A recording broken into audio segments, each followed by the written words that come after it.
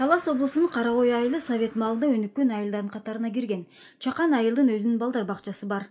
Бирок СССРдин урашы менен балдар бакчасы да каржыланбай, имарат каралбай калган.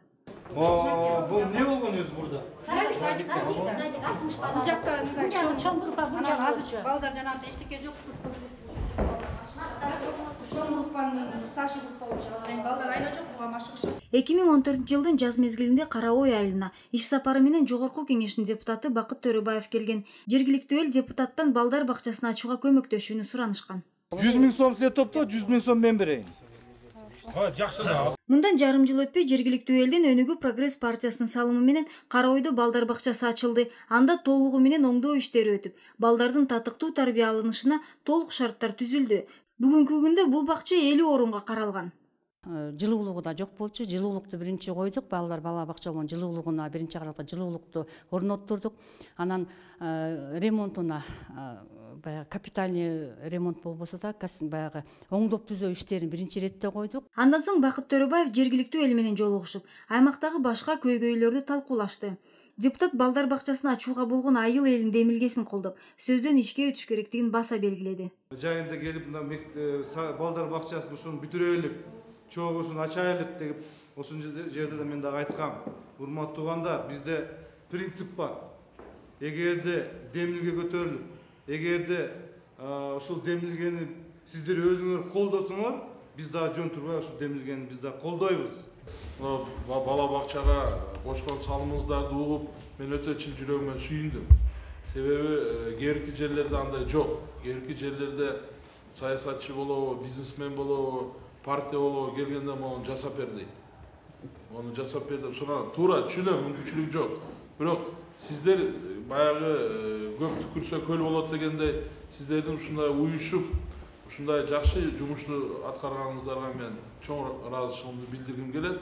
Ошондой эле жергиликтүү эл айыл чарба тармагындагы көйгөйлөр менен бөлүшүп, Өнүгүү Прогресстин жасап жаткан ишин колдоого алышты. Өлкө боюнча 11 МТС ачылып, анын бири Талас облусунун Талас районунда иштеп жатат. Ал эми кийинки жылдын жаз алды менен Талас облусунун Манас районунда жаңы МТС ачууну көздөшүүдө.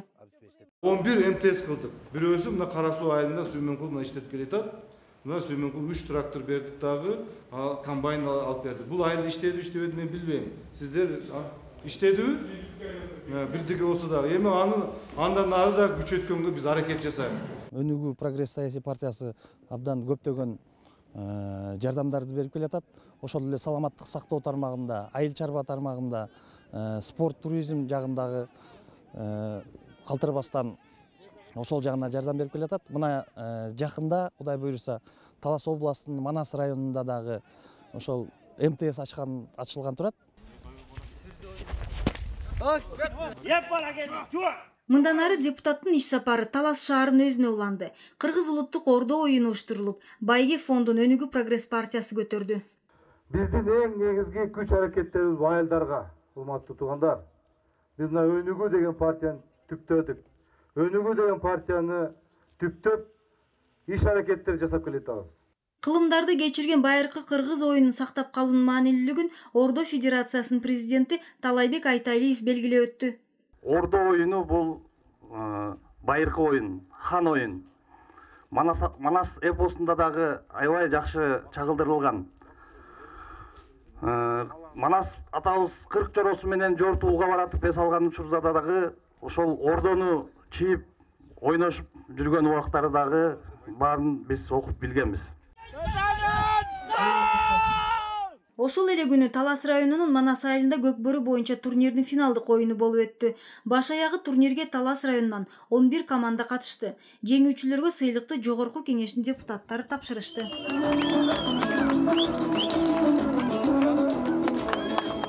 Бул маданий иш-чараны Өнүгүү Прогресс партиясы уюштуруп, келечекте улуттук оюндар Талас облусунун башка районуна да жүргүзүлмөкчү. Спорт, маданият, курулуш, өндүрүш, айыл чарба, саламаттыкты сактоо. Өнүгүү Прогресс партиясы өлкөнүн 7 дубанында 6 багыт боюнча иш алып барып, элдин калың катмарына таанылууда.